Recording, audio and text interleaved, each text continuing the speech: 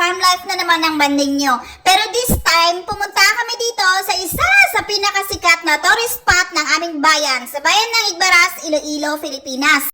At ang lugar ng tourist spot na ito ay tinatawag nilang Dirichan Falls. Pero mga mandeng, teka, super late upload na po ito kasi noong June pang video ito dahil wala na talaga akong ma-post guys sa sobrang busy sa buhay. So as you can see, the man with the red cap, siya po ang jowa kong si Patis Works sa Facebook page. Tapos may kasama rin kaming dalawang bata na masayang kumakain ng mangga habang yung iba naming kasamahan ay naliligo doon sa falls.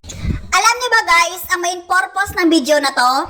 Ganito kasi yan. May isa pa po akong kamera na ginamit dyan. Tapos in-interview ko yung dalawang bata na yan. At ang tanong ko sa kanila, bakit kayo dito nakatambay na sobrang lamig ng panahon? At wala naman kayong ginagawa dito, tambay lang naman kayong dalawa dito. At saka ano yung mga bags sa dala nyo? Ang sabi ng isa, amin kasi ang lugar na to. Dito kasi kami lumaki at dyan lang ang bahay namin sa baba. Yun ang sabi ng isang babae.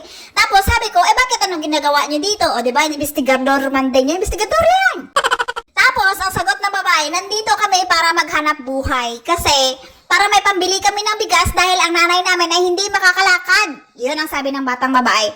So pero guys, alam niyo ba, nakakapanlumo dahil hindi na-record ng camera ko ang kanilang sinagot. Hindi na-record ng camera ko ang interview ko. Ay, Diyos may marimar.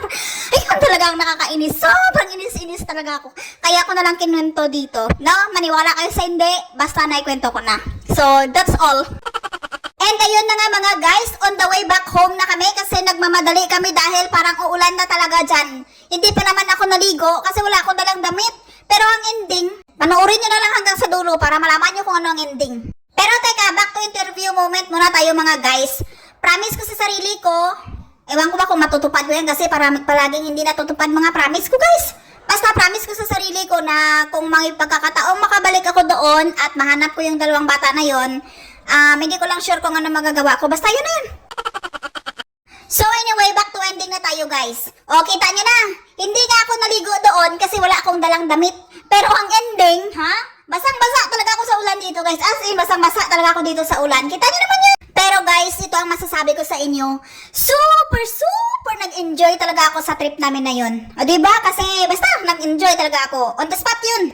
And then, pagdating ko dito sa aming lugar, bali, on the way po ito guys, pababa doon sa aming bahay mismo. Kasi pagbaba mo sa kalsada, lalakarin mo pababa sa aming bahay.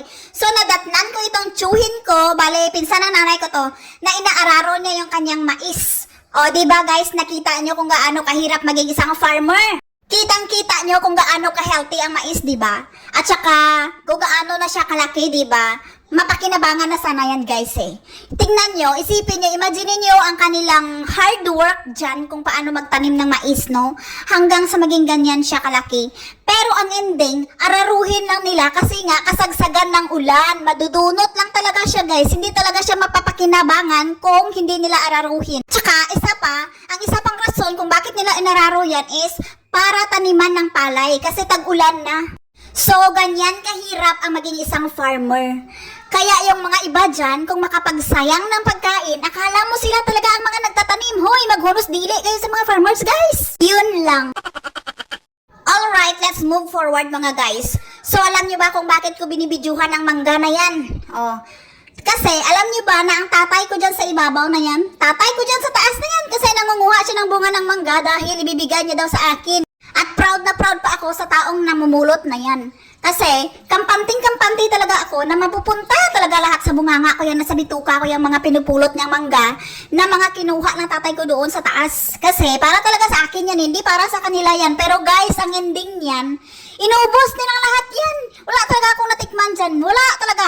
Ni panit niyan or ni balat ng mangga na yan. Wala talaga akong natikman.